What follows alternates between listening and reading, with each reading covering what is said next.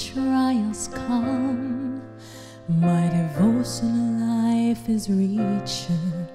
When temptations arise, I come to God for strength to find. There are moments when I forget my God. It's when life seems to be okay. Lord, I need you more today. When my life is fine and great, when everything is going my way, in times when I let go of your hand,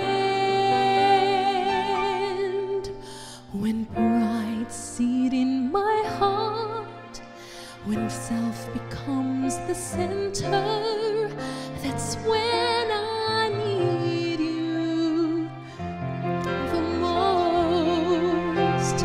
Like David when I'm on a mountaintop, when I'm winning battles left and right, when ministry's going well, when I feel I can't do anything. On these moments I'm the most prone to wander. I need you in missions.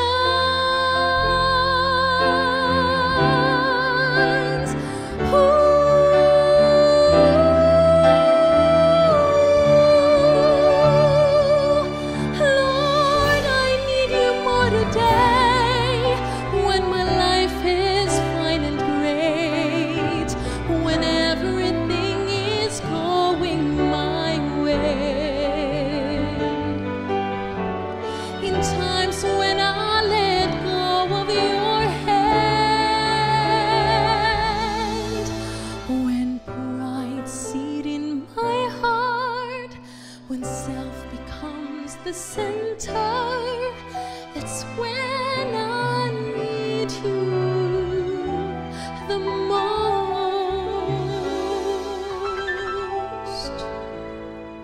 Lord, I need you more today.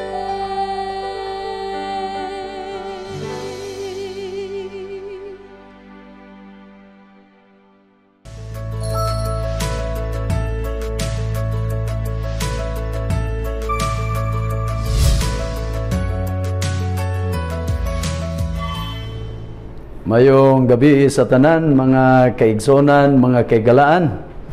Atong pasalamatan ang Ginoo niini nga higayon gitagaan tag panahon sa pagpaminaw na usab og pagtuon sa iyang pulong. And of course, I would like to express my thanks to the leadership of Pastor Vonjan Sanchez, our boss in the Youth Department of Central Philippine Union Conference, our administrators, Pastor Katani, Sir Genito Suniega, Pastor Joer Barlizo, NSM leadership, ato administrators, directors, mga district pastors, ug sa tanan nato nga mga administrators, conferences and mission dinhi sa Central Visayas. Salamat kayo sa inyong makanunayong pagpakiguban. Salamat sa inyong pagsuportar sa ato nga programa. Of course, ang ato nga nag-host ni ini nga program, ang atong Central Philippine Union Conference Hope Channel, Sir Bernie Maniego. Salamat kayo sa inyong pag-facilitate o sa uban nato nga nag-prepare ni ini nga program. Thank you so much, Ma'am Nadeth Helboin Quinto, for reminding me yesterday nga kini the other day nga karon nga gabi maunay panahon nga ang NSM time ihatag og makaprepare sad ang taga NSM. So mingon ko ni ining kagabihon usa kini kabililhon nga panahon kanatong tanan, nga magapadayon kita ni ini nga simanas pagtuon nga ang theme nagingon, the touch of the Master. I'm sure we need to experience and we want to experience more about the touch of the Master of all masters in our lives, in our hearts tonight. Og niini nga gabi gitagaan kita og mga topic sa pagtuon, og ang ato nga focus niining kagabihon nga atong pamalandungon og ablihan natong hunahuna ang ginatuluhan, the touch of faith. Kini mingon ko igsoon mga kagalaan nga usa kini sa butang nga ato nga gikinahanglan pamalandungon samtang kita nagkinabuhi, nagpaabot taliwala nining mangilngig nga kahimtang sa kalibutan nga ato nga na-eksperyensyan, atong natagamtaman. And I'm sure that there are so many people today who are mentally, physically, spiritually, financially affected. It is because of the pandemic. Og nagakinahanglan kita og paglaom karon because we all know that it seems that the world is living in a hopeless condition of our society. Pero mingon ko igsoon kung doon na may mga problema, doon na mga kagulanan, kasub-anan sa atong kinabuhi, panglawas man, financial man, espirituhanon o ang atong mental, emotional aspect sa kinabuhi, niining kagabihon, dunay paglaom nga gihatag kanato, which is the focus of our study is found in the book of Mark chapter 5 verse 28. Nga nag-ingon siya, if I may touch His garment, I shall be whole. This is the very, very important statement that we need to ponder tonight, nga kini nga sugilanon, ang background sa maong sugilanon, nagpahinumdum ka na to, nga even just by touching the garment, then we could experience total healing and total recovery. And this is the background of the story which is found in this chapter. It was a poor woman. 12 years had suffered from a disease that made her life a burden. You know, imagine 12 years nga pag-antos, pagsakripisyo, igsoon.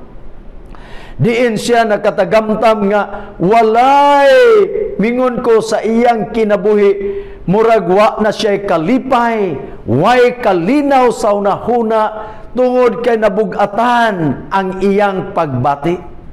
And according to the chapter, the story of this chapter, she had spent all her means upon physician and remedies only to be pronounced incurable. Grabe.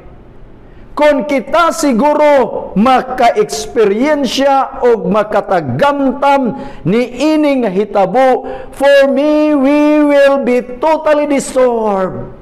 Imagine, she had spent iyang gigasto ang tanan nga naa pagpatambalang ngadtos mga doktor nga mingon aron maayo, only to be pronounced incurable. Karon ra bang panahona, kalabanan nato, kadaghanan nato, kung doon na nagbalatian, doon na gibatis panglawas, mangita mangyutag hospital nga gwapo ang accommodation, nindot ang mga facilities, pero hinumdumi nga inig pa hospital nimo, you will spend much money. You will be spending, mingon ko, if you are staying in an expensive, prestigious kind of hospital.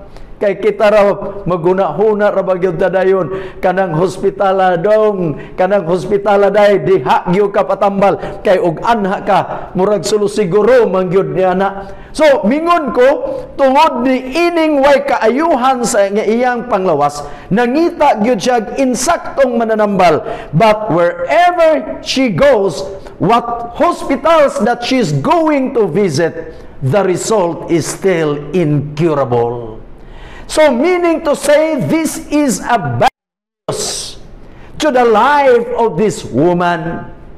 In this story, it is a frustrating moment in her life. Total discouragement has been encountered.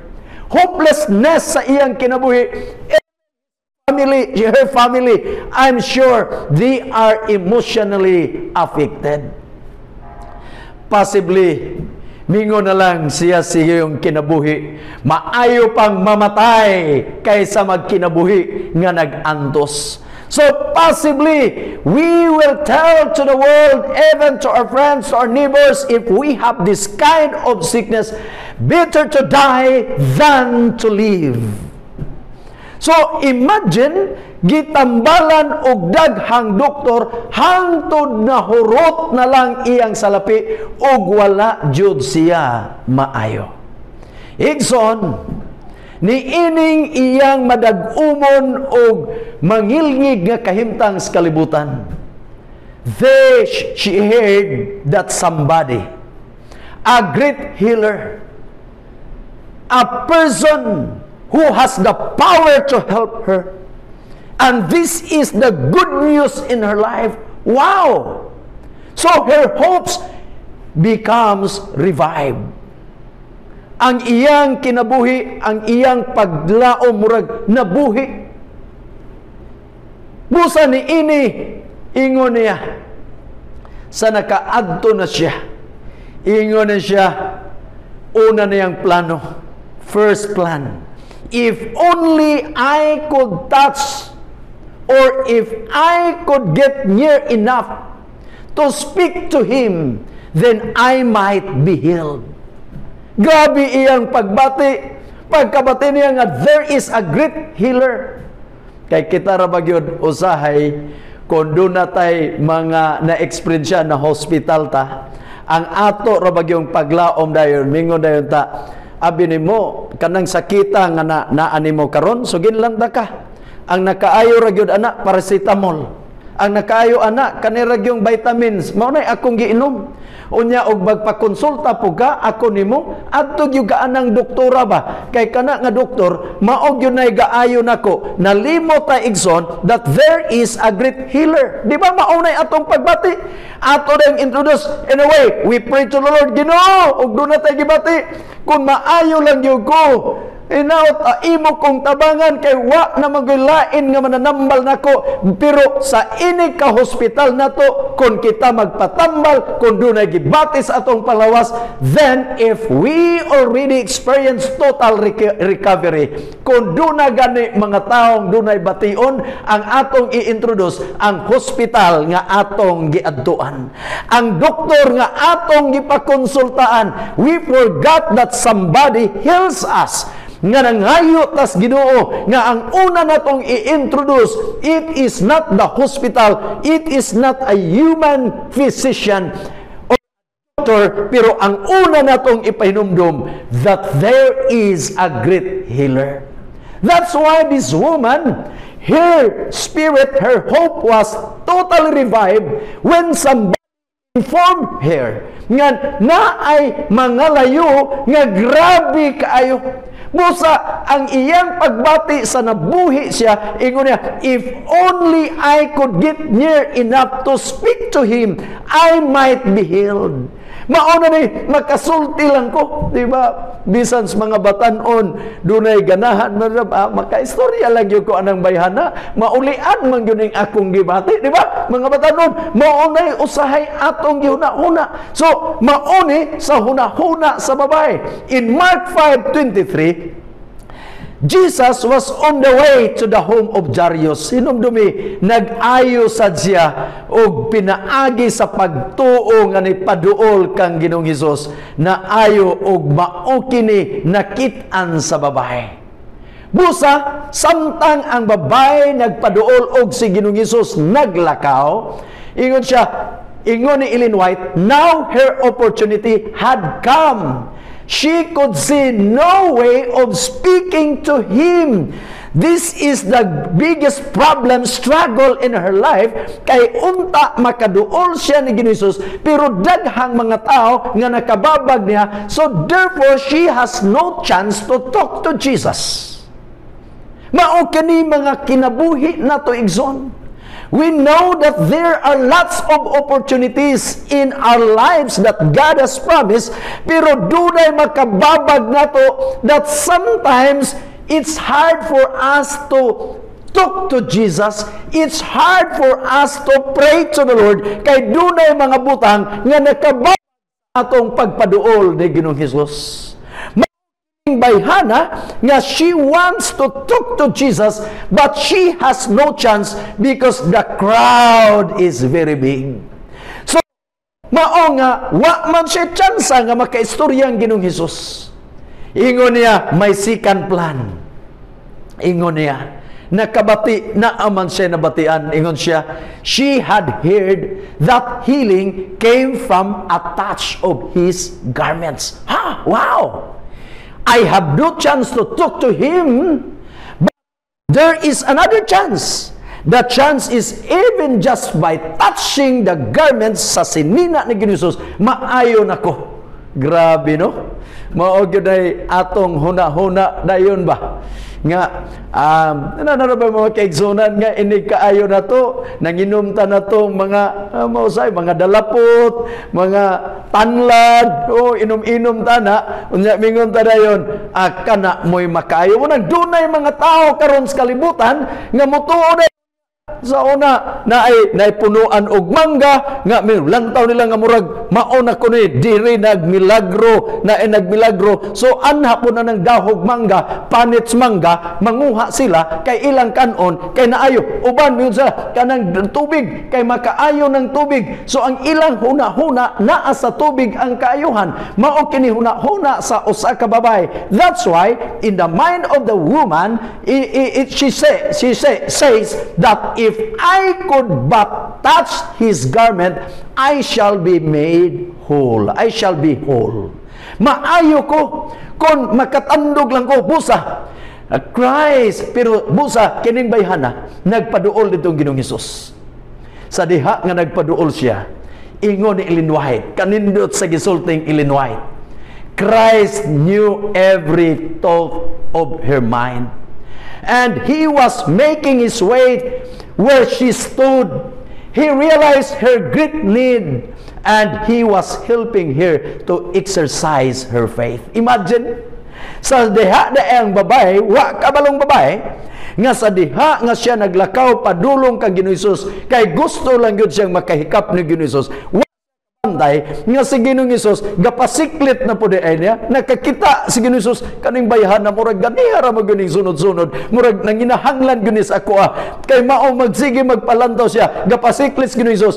So then the crowd is big but Jesus keep on walking close to the woman. Kanindot nga imong palmanahon. When I read a story in the book of Ellen White, Ministry of Healing, I realize that this story is very important for God's people, that even in this in different condition of our lives, aspects sa atong kinabuhi, God notice our needs.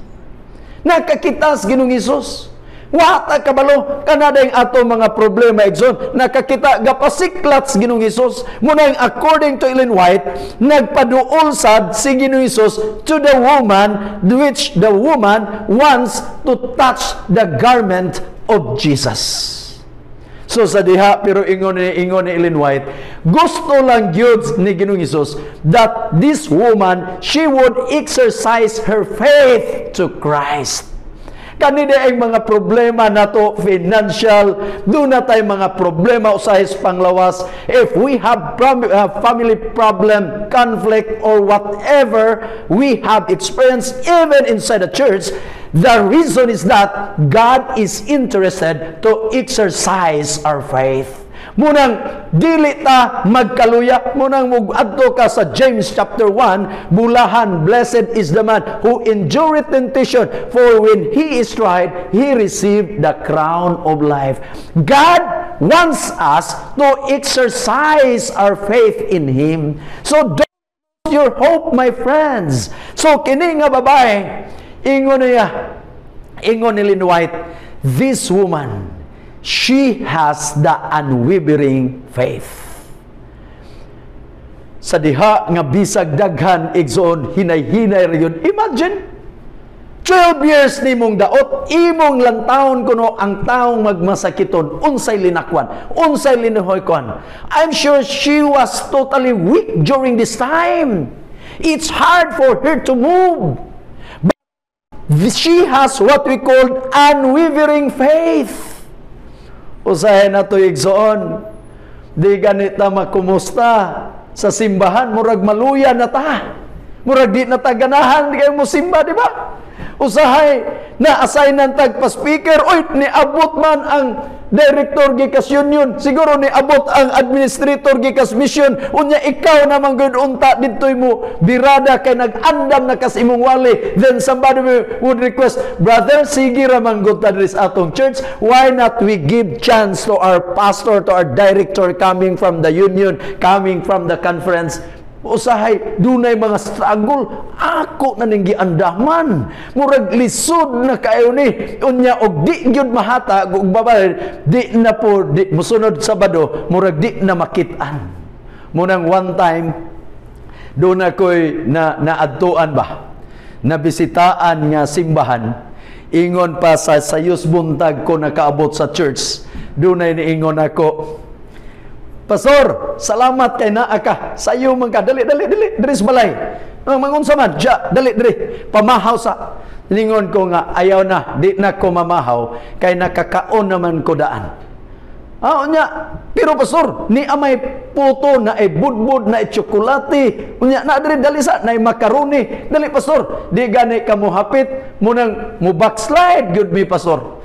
Di, kanay mga pastor, kita maguna-huna, mamputa. Kay kanabitang uban nga mingon nga kanas Pastor Abejero ni dako ng tiyan ana kay tungod manas ikapulo kana mga pastor nagdako ng tiyan ana na nagko na sila kay kinaon sa among ikapulo nasayop gyud mo igsoon diha gyud nang uban nasayop kay katong uban nga matinud-anon mo uli sa ikapulo, malipayon, kanang nanagko ang tiyan sa inyong magbubuhat, resulta is pagpalangga sa mga kaigsuunan na mo. Dili ni ang ikapulo, or anyway, naapo diha kay mo umanay giswildos ato mga magbubuhat, pero kanang pakanuon tas mga kaigsuunan niya na ay mga program nga, sige pastor, na po kari, kung iton yung ga, maon ni resulta igsoon. So, ingon sa atong igsoon, di gani ka mukaon hapit pastor mo backslide gumi so sa dito na ko sila nidayon ko silang balay nangaon nami sa pagpangaon hinahinani ko kay human na magugkaon pero sige lang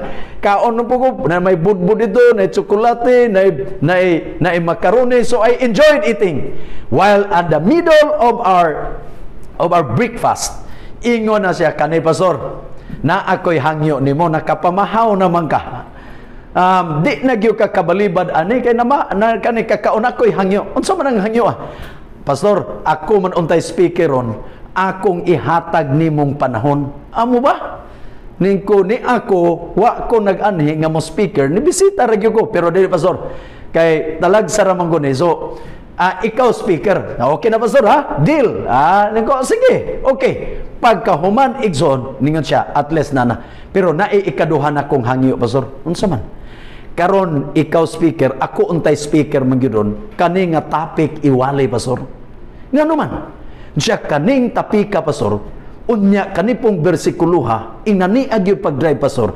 Kay ni aging Sabado, katong usang elder mo speaker, unya pagwali niya, naunsang elder ako may gisigig igo. Munang ako naman po'y assign ron, parang di ra klaro kayo pastor, salamat nga naka pero inani a pagwali. Igsoon, dunay mga kaigsuunan nga duna day gibati nga sama ni ana.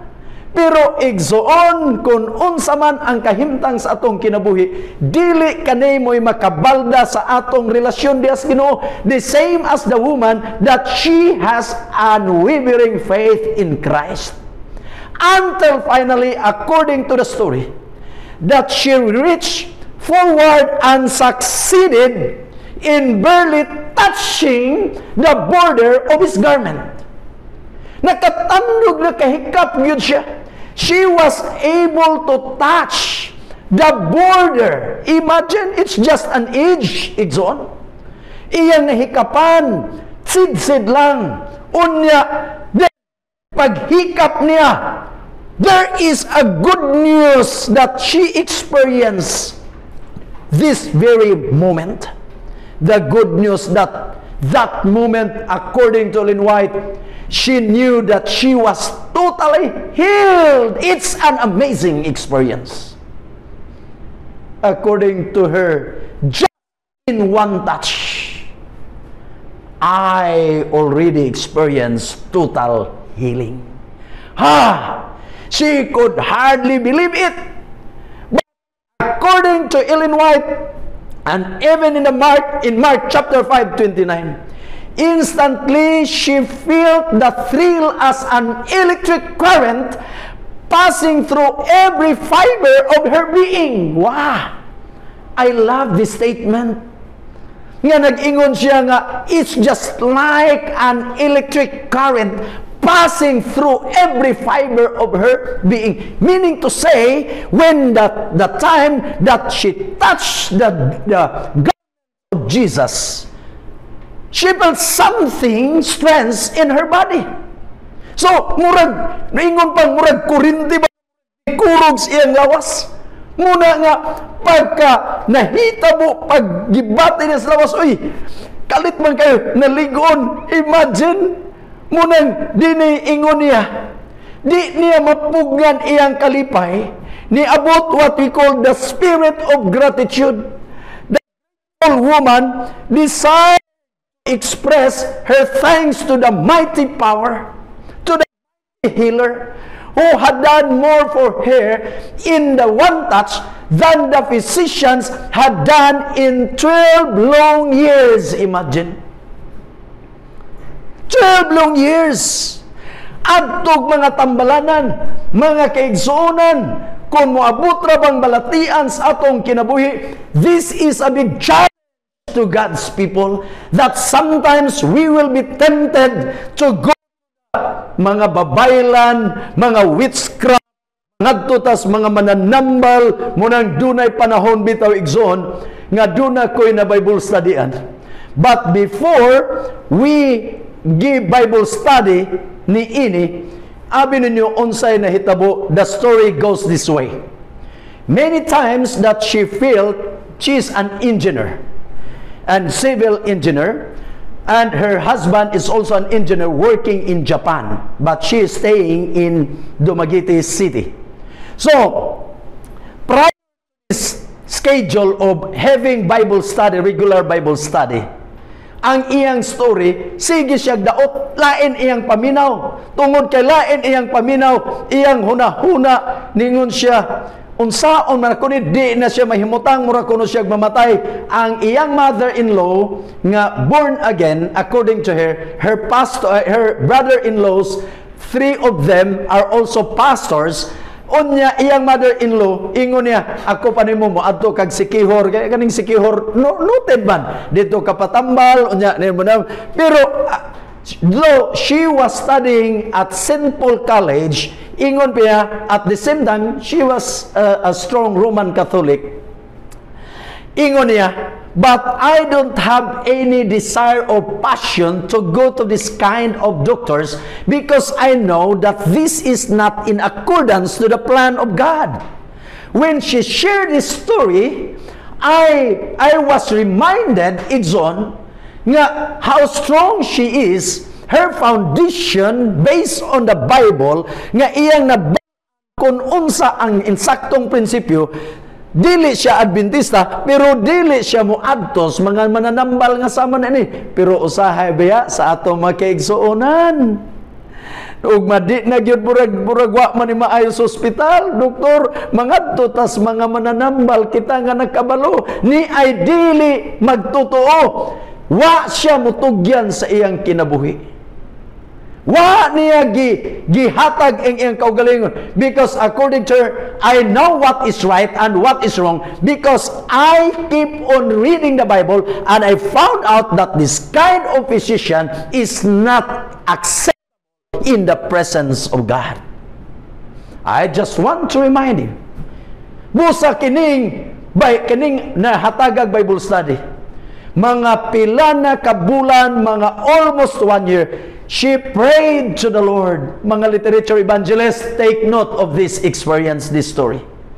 So sa diha nga nag-ampo siya anang gabi, ingon niya, Ginoo, ako nagtuo mangyud ko nimo, pero I'm sure what I have learned is not completely in accordance to your plan. Lord, I'm interested to be saved, but please send me a group of people or a group coming from a church, which is considered as a true church. The first group that could visit in my house, I'm sure that's the group that I could declare nga maoy tinuod nga iglesia. So natulog siya ng gabi, niyon siya ni anang gabi ro human akong ampo pastor, nami akong katulog. But early in the morning around 8 o'clock, somebody knocks them. Hello, good morning ma'am, good morning. So paglit niya sa ilang bintana, nakapurma man kay mga literature evangelist magtiayon.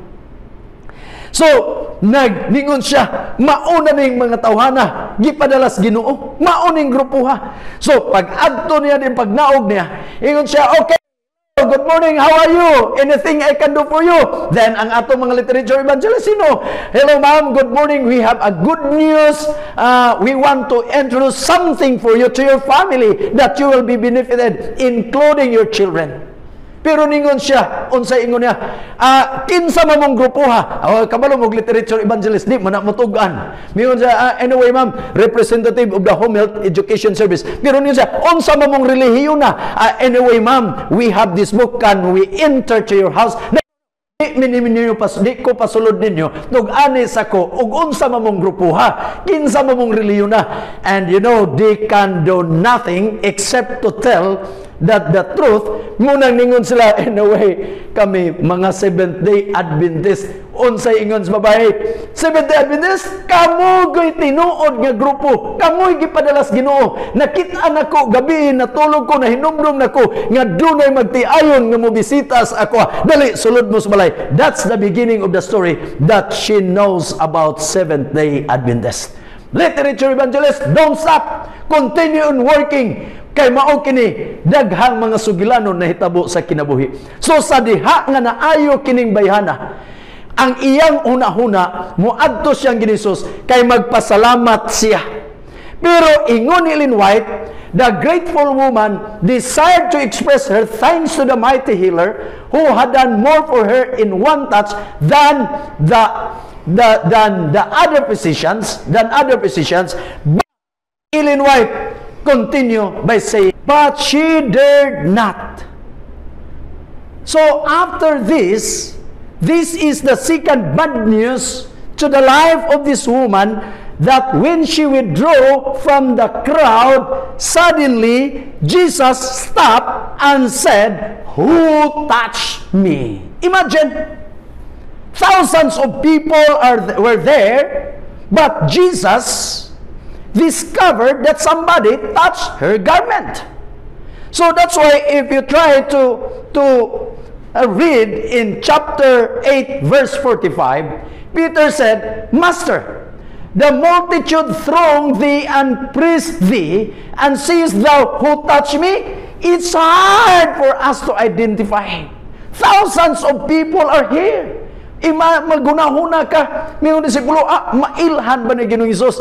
Igsoon mo na gingon, bisan pag pila ka buok ning atong buhok, maihapnas Ginoo. Munang kita, mga bana, og mag sideline ta bisag asa ta mo tago ug wa makitis asawa nakitantas Ginoo. Mga anak nga di magtininuod usahay na mga monkey business miyunta wa man ta makitis elder usahay mo adto siguro tas halalabi kay sayaw-sayaw kay mao ni atong ganahan tuas mga naisuga-suga nga murag naa na pud murag wala na pud nga suga mo palong mo siga to ay lukso-lukso mingon mga batanon. Anyway wa mas pastor dire wala man poy elder dire pero suginlan mo nako bisag asa patapadulong kun do na tay mga tinaguan sa atong kinabuhi nakit-an kanas Ginoo. Busa kading bayhana nga nakit-an ni Ginoong Hesus og niingon sa Ginoong Hesus, "Who touched me?" Nakuyawan ang maong babae. Nakulbaan ang maong babae. Busa niini imong makita ningon sa Ginoong Hesus pag ingon ni Pedro di na mabal-an Ginoo, but Jesus said in Mark 5:33, "Somebody touch me, for I perceive the virtue is gone out of me." So meaning to say, Jesus could distinguish the touch of faith from the casual touch. Nindot igsono. Nabalaan sa Ginoo kung kita tinuod ba atong pagpangalagad o dili. Nabalaan sa Ginoo kung ang atong pagsalig ti unay ba o dili. Jesus could easily distinguish when we pray, we must be sure that we are honestly praying Lord. When we come to church, if we belong to the church, God knows if we are faithfully obeying His commands, if we are happy staying in the group of the 70 Adventist family. God knows it. Muna mga bana usahay ang atong gugma siguro taphaw sa atong asawa, mga asawa murag ligas-ligas na atong paghigugmas atong mga bana. So nya pagka makita na dito, "Hello darling, love you honey, I love you so much," pero deep inside mayon ang lami manig mailisa na ning banaha, ilisa na ning asawa. So gilnan mo nako og wa ko kabalong bana, wa kabalong mga asawa, wa kabalo ang atong mga kabataan, ang Ginoo nakakita ni ana. So ano ingon ni Ellen White, when Jesus said, "Who touched me?" He gave lesson to His disciple and the woman. He wished to inspire the afflicted with hope. Na ayo dili sa pagtandog sa sinina kundi nga there is power in the name of Jesus. There is power in the life of Jesus. He wished to show that it was faith which had brought her to healing. Dili tungod sa sinina. Munang akong giingon, usahay og maayo tag paracetamol, atong una-una pasilan kanigyong vitamin, kaningod nga vitamins, kanigyod nga mga food supplements, mao gyud nindot kayo. Mao ni nakaayo na koter. Malimot ta pag-introduce the best healer and the source of power in healing comes from Jesus. This is just to let this story reminds the disciples and even the woman that her trust and her recovery, her healing comes from the most powerful person, which is Jesus Christ. Mo nga pag-ingon niya, "Who touched me?" Abi ninyo ingon ni Ellen White, paghunong ni Ginoo, "Who touched me?" Ang mata ni Ginoo Hesus tuag Dios babae.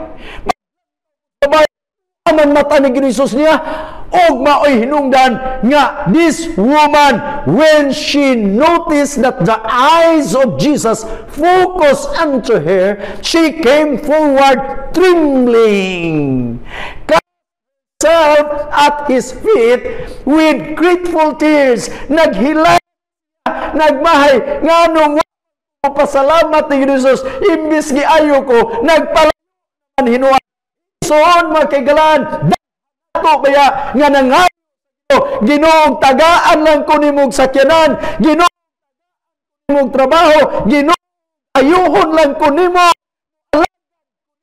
kung na ako'y sakyanan, akong ipagamit sa imong buhat, kung doon ako'y literature evangelist, dunay mga life buhat, ako ning himuon nga patulugan, exhort nato the moment that we receive something from the Lord, the time that we realize have an abundance of blessing, usahay og daghan kanato nga di nanuan makit-an sa atong iglesia. Makagraduate lang yung ko, I have to support fully to your work. Pero sa diha nga doon na trabaho, mulapas nanuan sa pagbantay sa adlaw igpapahulay. Mga kaigsunan, hinumdumi, God reminds us that we are just living in this world temporarily. We're staying in this world temporarily. One day we will be going to the place that God has promised us. Kung kita naghimog pakigsaan, kung nakatag mga panalangin gikan sa Ginoo, ang kada segunds pagpangalagad mo doble, dili kay mo palayo na hinuan. Kanang naanatay kwarta, nagkita na gamhanan, ug unsa na daastag posisyon, murag maunay atong saligan, nga mauna na atong himuon, nga wa ta masayod, nga nalayo na tas Ginoo. So, mingon ko ni ini, kanindot sa usa ka babae. Because when Jesus recognized her that she withdrew the crowd, when the woman noticed that the eyes of Jesus iya kaning bayhana, wa gyud mo dipinsa, wa pod managang Ginoo, mao maguni daghan magod kita baya usahay og mo naatay mo pulo pahuway tag pagpangalagad, manangil dayon tas uban Ginoo kuan manggod kana manggod si pastor kana manggod nakaingon mo nang sauna dasig biya ko Ginoo, mao biyan mo ang kalipay mga program, association, na federation, na mga katiguman, di ko mo absent Ginoo, si kuan manggod mo si kuan. You know this woman, when she noticed that Jesus discovered her weakness, because instead of coming closer to Jesus, she withdrew group, pero kining bayhana sa nakabalo siya nga nasayop siya ni duol og nangayog pasaylo nga naghilak. Uban nato o bisag do na tay mga kapakyasan, mga banag, mga asawa, mga kabataan, managang pata kusog kay tong murason kani dili ingon ani murag dili ta mo sala. Kung gusto tang magmalinawon, kung gusto tang maayo sa atong puloy-anan, relasyon sa mga kabataan, relasyon sa atong iglesia, relasyon na og asawa, why not we come to Jesus and we have to accept our sinfulness before Him. We have to surrender everything before Him. Then I'm sure you could experience total healing and we may experience total joy and total peace of mind. Daghan ako nasayod, daghan nato nga dunay mga balatian, daghan nato igsoon dunay mga pag-anto sa pipila na ka mga tuig, hambin sa atong kinabuhi nga hangtod karon wa pa mahatagig hustisya kalinaw nga bisan ng atong pagpangalagad atong mga kabataan di na makit-an sa atong iglesia. In Mark 5:38, ingon niya daughter, when Jesus saw her crying, He said gently, be of good comfort, thy faith had made thee whole, go in peace. Igsoon mo, surrender mo, paduol ta ni Ginoong Hesus, kung doon na tayo oo nga si Ginoong Hesus maoy makarelieve sa tanan natong gibati, munang ingon siya, because of your faith, go in peace. Nag-alagad karon nga way kalinaw, daghan natong puloy-anan nga gwapog balay kalinaw, nagkinabuhi dunay kwarta, mga yuta, dunay kabtangan, pero walay kalipay, way kay ang resulta siguro igsoon nagpahilayo tas Ginoo. Why not we come together in the presence of God? Living faith means increase of vigor. Living faith means a confiding trust. it becomes a conquering power. My brethren, friends, niini nga kagabion, mingon lang ko kanatong tanan, ayaw biya sa pagpangalagad sa Ginoo. Unsa man ang mga kaguliyang, unsa man nga mga kalisdanan sa atong kinabuhi, don't withdraw from this church. Stay in this church, pabilin until the coming of Jesus, because God said, when He comes, during the recognition moment in the book story of redemption, according to Lynn White, mangutana, kinsa man ang mga tawhana, nga ni akaron, kuyog ni ining 4,000, ni aning great multitude, ingon ang manulunda, Master, kining mga tawhana, those who overcomes great and marvelous tribulation, mga kaibulungan nga mga pag-antos, that overcomes big and great tribulation, mga dagko nga mga kalisdanan. Pero igsoon, mingon ko, ang imong kasiguruan, ang akong kasiguruan, we all know that not long from now, Jesus is coming back.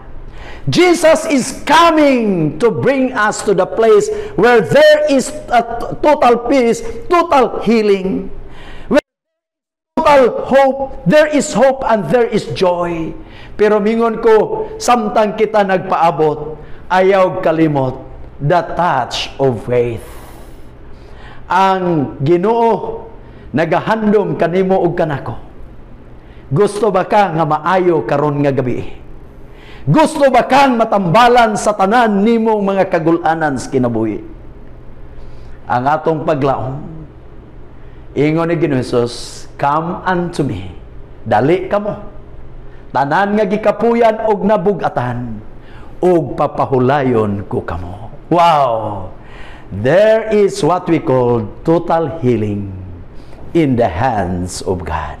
Nining kagabion, mayon ko, ang Ginoo magpanalangin ka na tong tanan.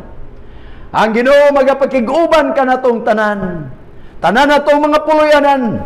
Tanan na tong iglesia. Kung asa man tang dapita karon, let's enjoy serving to the Lord, serving Jesus Christ, the Master of all masters, the source of healing, who has the power to help us and even saving us. Ang Dios magapakiguban o magpanalangin kanatong tanan, mo'y akong pagampo ni ining kagabion. Magampo ta. Ginoo ni ining kagabion, ikaw na sayod o Dios sa kakulangon sa among kinabuhi. Ikaw na sayod sa mga problema nga among iatubang matag-adlaw. Nasayod kami nga ang kaaway na ningkamot sa pagpaluya sa among relasyon diha kanimo. Apan guniti kami Ginoo sa imong gamhanang kamot nga gikan karon hangtod sa imong pagbalik. Kami unta makaplagan nga malipayon nga musugat kanimo nawong og nawong diha sa kawanangan. Busa o Dios, ikaw na sayod sa among mga kaluyahon. Ikaw na sayod sa among mga problema. Ikaw na kakita sa among mga kasalanan. Hinluy kami, mag-uha kami Ginoo, ayuha kaming tanan. Og amin nagalaong nga niining takna, imong pagadunggo ng among pagampo. Ang among ngalan, imong isulat sa basahon sa kinabuhi. Og tanan kanamo nga mapangagapaminaw ni ini nga mensahe, magalakaw uban sa pagkamalinahon, magakinabuhi uban sa pagkamalipayon, magakinabuhi nga himsog sa among pagpangalaga diha kanimo, kay amo kining gipangayo diha kang Ginoong nga among manluluwas. Amen.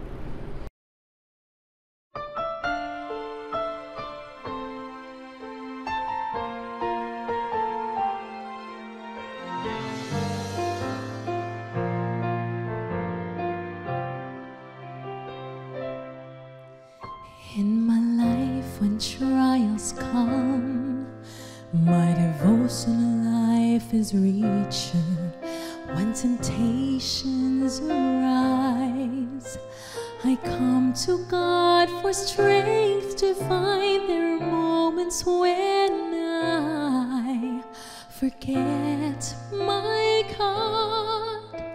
It's when life seems to be okay. Lord, I need you more today, when my life is fine and great, when everything is going my way. In times when I let go of your hand, when pride seat in my heart, when self becomes the center, that's when I need you the most. Like David when I'm on a mountaintop, when I'm winning battles left and right, when ministry's going well, when I feel I can't do anything. On these moments I'm the most prone to wonder. I need you in missions.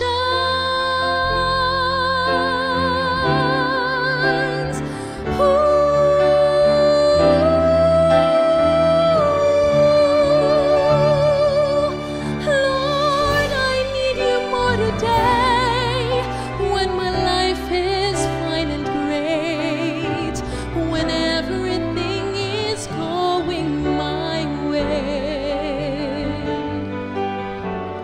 In times when I let go of your hand, when pride seat in my heart, when self becomes the center, that's when I need you